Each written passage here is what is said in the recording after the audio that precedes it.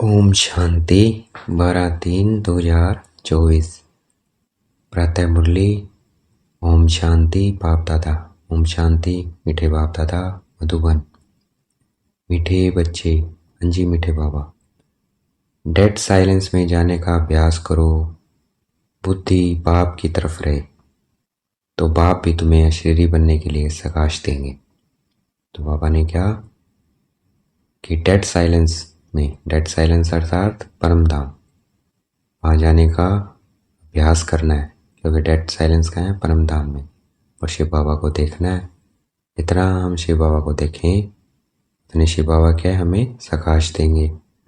प्रश्न है, तुम बच्चों को जब ज्ञान का तीसरा नेत्र मिलता है तो कौन सा साक्षात्कार हो जाता है? उत्तर है, सतयुग आदि से लेकर कलयुग अंत तक हम कैसे कैसे पाठ बजाते हैं, यह सारा साक्षात्कार हो जाता है। ज्ञान का तीसरा नेत्र मतलब साक्षात्कार होना। तुम सारे विश्व को आदि से अंत तक जान जाते हो। जानने को ही साक्षात्कार कहा जाता है। अभी तुम समझते हो कि हम दैवी गुण वाले देवता थे, आसुरी गुण वाले बने हैं, अब फिर दैवी गुण वाले देवता बन रहे हैं। अभी हम नई दुनिया नए घर में जाएंगे। ओम शांति। बच्चे बैठे हैं याद की यात्रा में। बेहद का बाप तो यात्रा में नहीं बैठे हैं, वह तो बच्चों को सकाश की मदद दे रहे हैं, अर्थात इस शरीर को भूल रहे हैं। बाप की मदद मिलती है कि बच्चों को शरीर भूल जाए। सकाश देते हैं आत्माओं को कि बाप देखते ही आत्माओं की तरफ है। किसकी तरफ देखते हैं बाबा? आत्माओं की तरफ। तो अपने को आत्मा समझना है, तभी बाबा की नज़र में आएंगे। तुम हर एक की बुद्धि बाप की तरफ जाती है, बाप की बुद्धि व दृष्टि फिर बच्चों तरफ जाती है। फर्क है ना। डेड साइलेंस, यह अभ्यास करते हो डेड साइलेंस का। शरीर को छोड़ अलग होना चाहते हो। आत्मा समझती है कि जितना याद करते रहेंगे उतना इस शरीर से निकल जाएंगे। जैसे सर्प का मिसाल देते हैं। सर्प होता है ना, काचली छोड़ देता है अपने आप, तो बॉडी का ऊपर वाला हिस्सा, वैसे ही हमें ये शरीर छोड़ना है। उसको कोई पेन होता है, सर्प को कोई पेन नहीं होता है। तो वैसे जितना हम शिव बाबा को याद करेंगे अशरीरी बनते जाएंगे। जो मिसाल देते हैं उसमें जरूर कुछ खूबी होती है। बाबा ने मिसाल दिया तो इसमें खूबी है। तुम जानते हो हम शरीर छोड़कर वापस चले जाएंगे और फिर आएंगे। ये बातें और कोई नहीं जानती है। ये ड्रामा को कोई भी जानते नहीं है। कोई भी ऐसे गारंटी नहीं देते कि इस याद से तुम्हारे विक्रम विनाश होंगे। ऐसी बात कोई भी सुनाते नहीं है। तुम बच्चे जानते हो हमारी अब वापसी जर्नी है, वापसी की यात्रा है। आत्मा का बुद्धि योग उस तरफ है। अब नाटक पूरा हुआ, अब घर जाना है। बाप को ही याद करना है, वही पतित पावन है। गंगा के पानी को तो लिबरेटर और गाइड नहीं कहेंगे, है ना। पाप किससे धुलेंगे? बाबा की याद से। पानी से नहीं धुलेंगे, गंगा में जाके नहाने से पाप नहीं धुलेंगे। एक बाप ही लिबरेटर और गाइड हो सकता है। यह भी बड़ी समझने और समझाने की बातें हैं। वह तो है ही भक्ति, उनसे कोई कल्याण नहीं हो सकता है। बच्चे जानते हैं पानी तो स्नान के लिए है, पानी कभी पावन नहीं बना सकता है। ऐसे भी नहीं भावना का बाड़ा मिल सकता है। भक्ति मार्ग में उनका महत्व रख दिया है। इन सब बातों को कहा जाता है अंधश्रद्धा।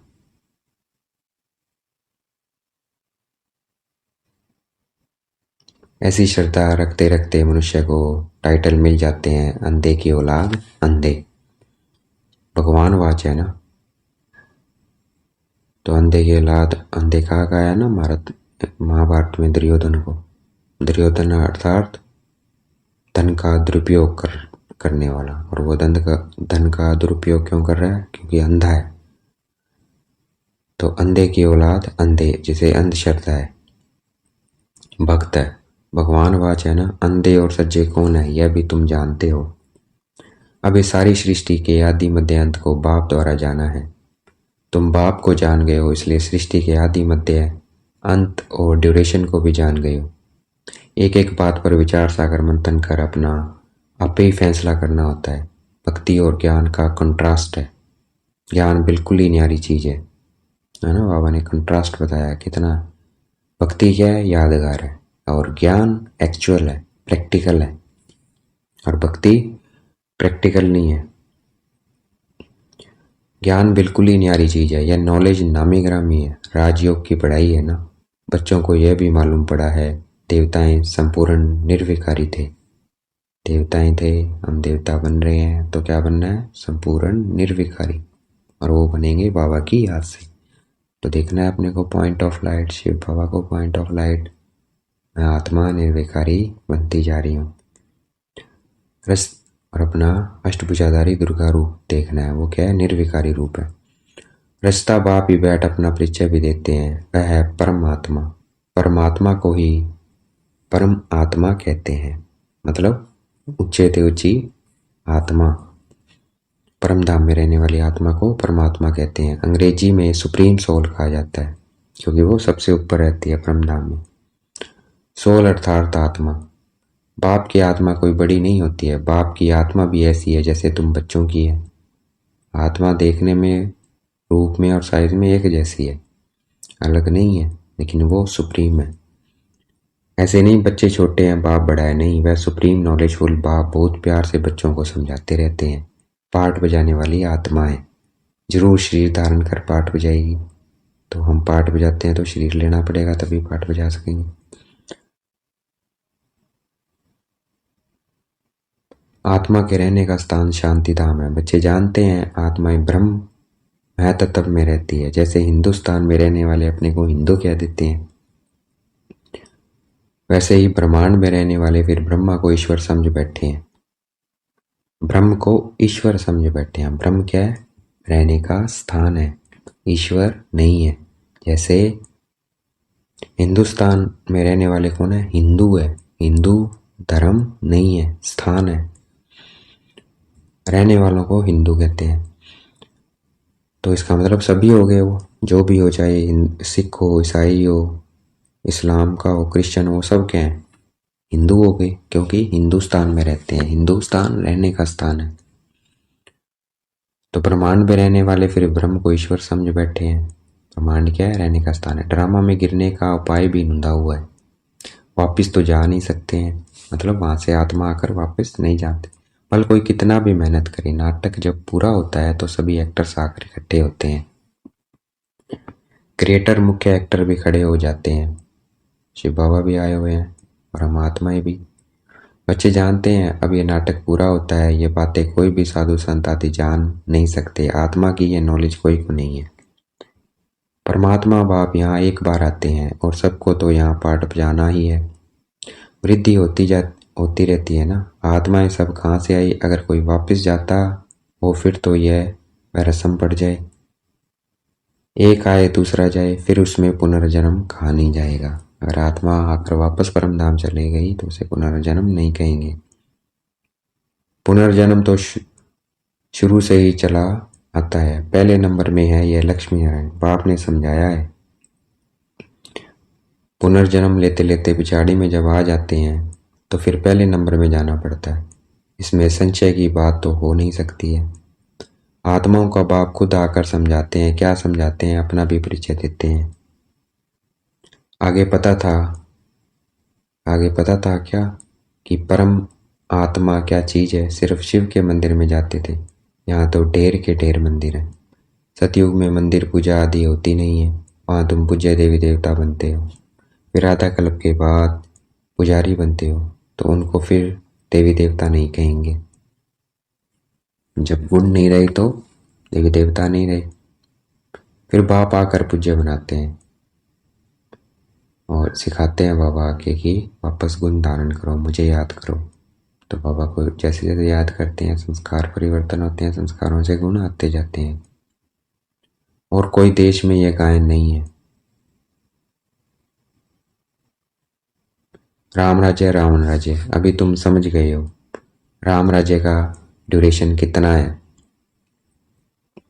सिद्ध करना चाहिए। नाटक है, इनको समझना है। उच्च बाप है, वह भी नॉलेजफुल है।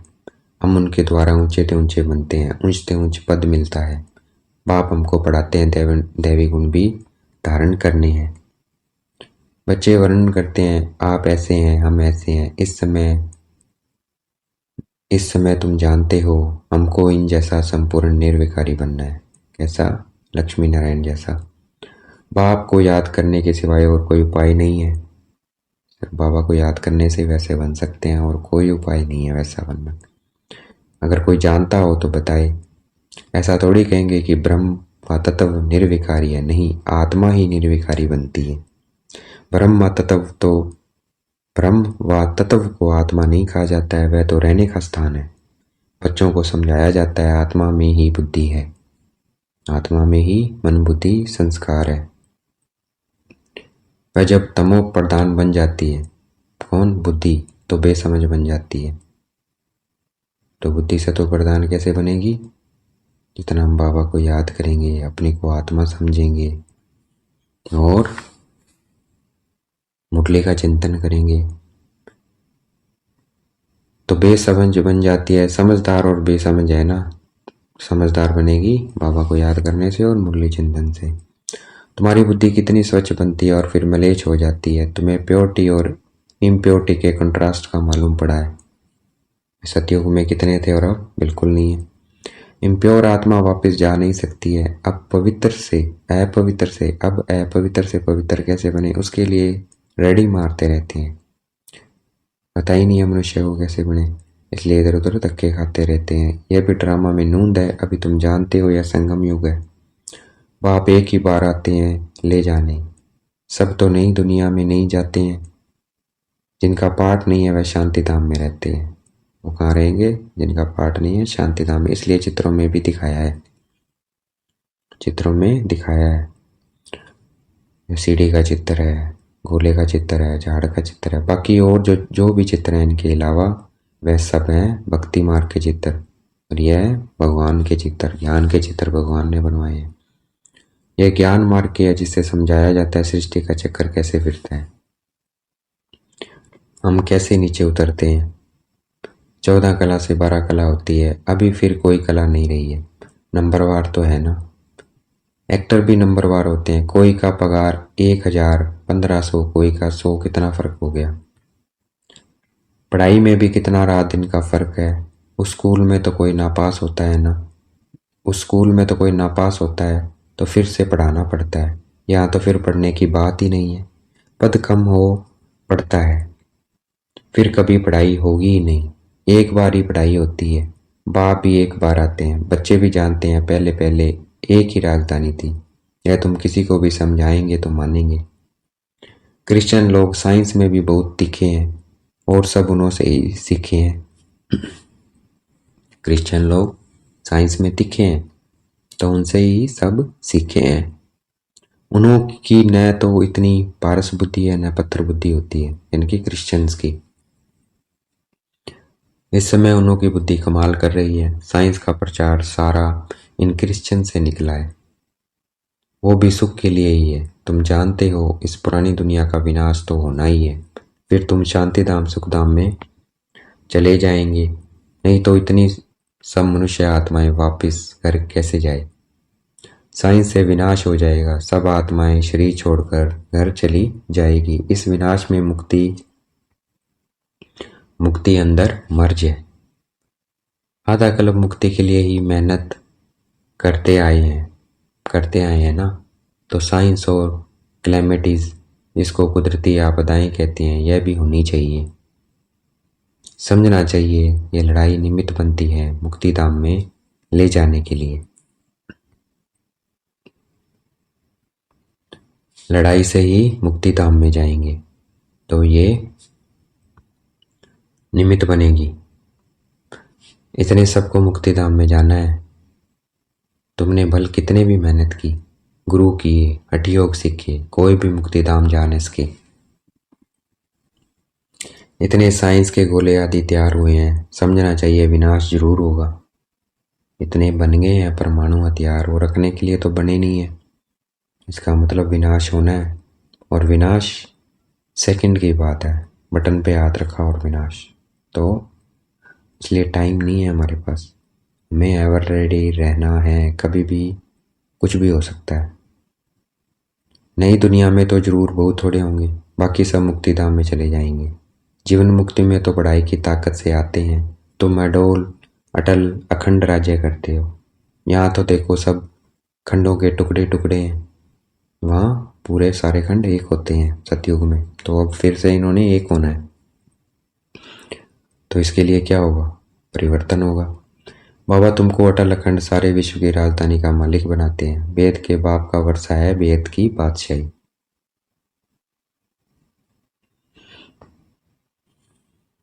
यह वर्षा कब और किसने दिया, यह किसी की भी बुद्धि में नहीं आता है। ये किसी की भी बुद्धि में नहीं आता है, सिर्फ तुम ही जानते हो। ज्ञान का तीसरा नेत्र आत्मा को मिला है। आत्मा ज्ञान स्वरूप बनती है। सो भी ज्ञान सागर बाप से ही बनना पड़े। बाप ही आकर रचता और रचना के आदि मध्य अंत का नॉलेज दे रहे हैं। है भी एक सेकंड की बात, सेकंड में जीवन मुक्ति। बाकी सबको मुक्ति मिलती है, यह भी ड्रामा बना हुआ है। रावण के बंधन से सब मुक्त हो जाते हैं। वो लोग विश्व में शांति के लिए कितनी मेहनत करते हैं, यह सिर्फ तुम बच्चे ही जानते हो कि विश्व में और ब्रह्मांड में शांति कब होती है। ब्रह्मांड में शांति कहा जाता है, फिर विश्व में शांति और सुख दोनों रहते हैं।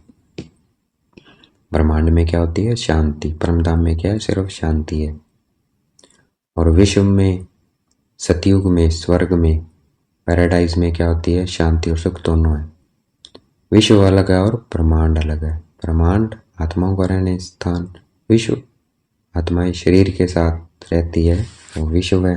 ये धरती चांद सितारों से परे है ब्रह्मांड, वहाँ यह कुछ नहीं होता है। उनको कहा ही जाता है साइलेंस वर्ड। शरीर छोड़कर साइलेंस में चले जाएंगे। तो बाबा ने आज क्या शब्द यूज किया? Dead silence. डेड साइलेंस क्या है? परमधाम। तुम बच्चों को वह भी याद है, तुम इस समय वहां जाने की तैयारी कर रहे हो और कोई भी जानते नहीं है। तुमको तैयारी कराई जाती है। बाकी ये लड़ाई तो कल्याणकारी है। सबका हिसाब किताब चुकतू होना है, सब पवित्र बन जाएंगे। योग अग्नि है ना, अग्नि से हर चीज पवित्र होती है। जैसे बाप ड्रामा के आदि मध्य अंत को जानते हैं, वैसे तुम एक्टर्स को भी ड्रामा के आदि मध्य अंत को जानना है। जानने को ही साक्षात्कार कहा जाता है। अभी तुम्हारा ज्ञान का तीसरा नेत्र खुला है। बरोबर हम सारे विश्व को सतयुग आदि से कलयुग अंत तक पूरा जान चुके हैं। दूसरा कोई भी मनुष्य मात्र नहीं जानते। तुम समझते हो हम जो दैवी गुण वाले थे वही फिर आसुरी गुण वाले बनते हैं। फिर बाप आकर दैवी गुणों वाला बनाते हैं। बाप आते ही हैं पतितों को पावन बनाने। दुनिया में और कोई को यह पता नहीं है कि यह देवी देवता घराने वाले ही पूरे 84 जन्म लेते हैं।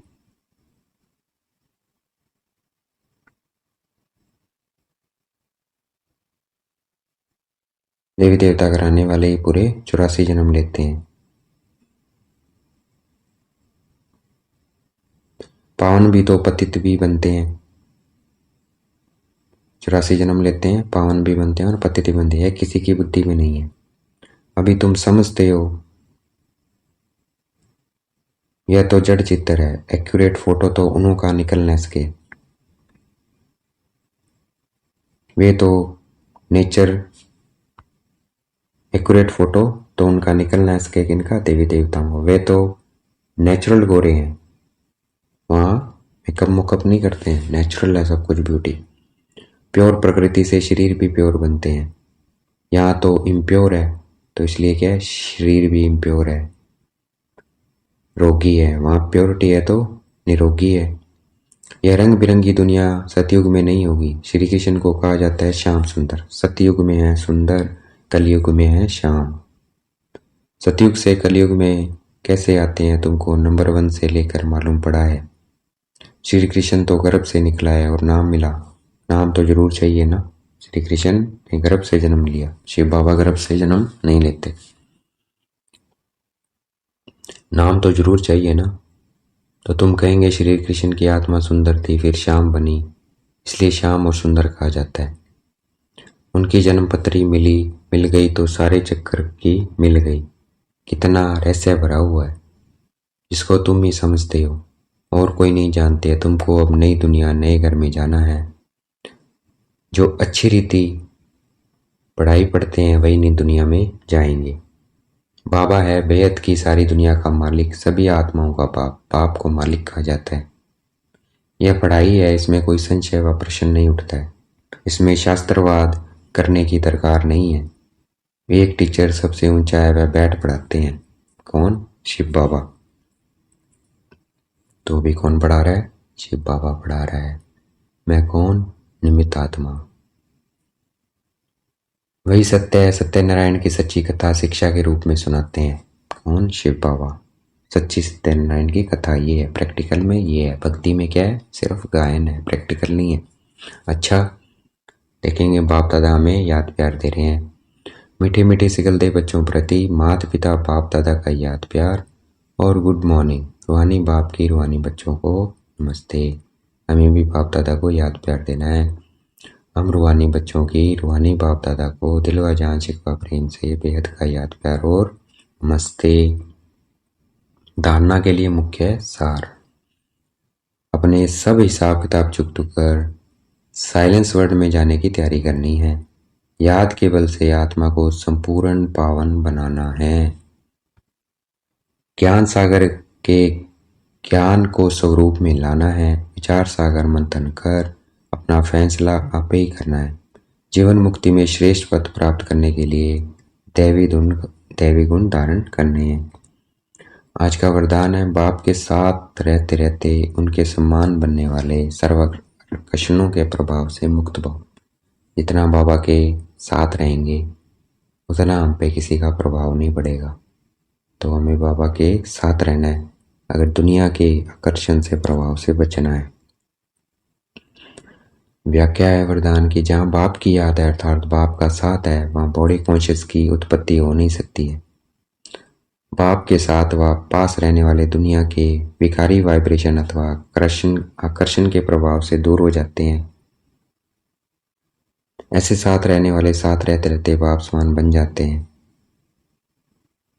जैसे बाप ऊंचते ऊंचा है, जैसे बाप ऊंचे ते ऊंचा है, ऐसे बच्चों की स्थिति भी ऊंची बन जाती है। नीचे की कोई भी बातें उन पर अपना प्रभाव डाल नहीं सकती है।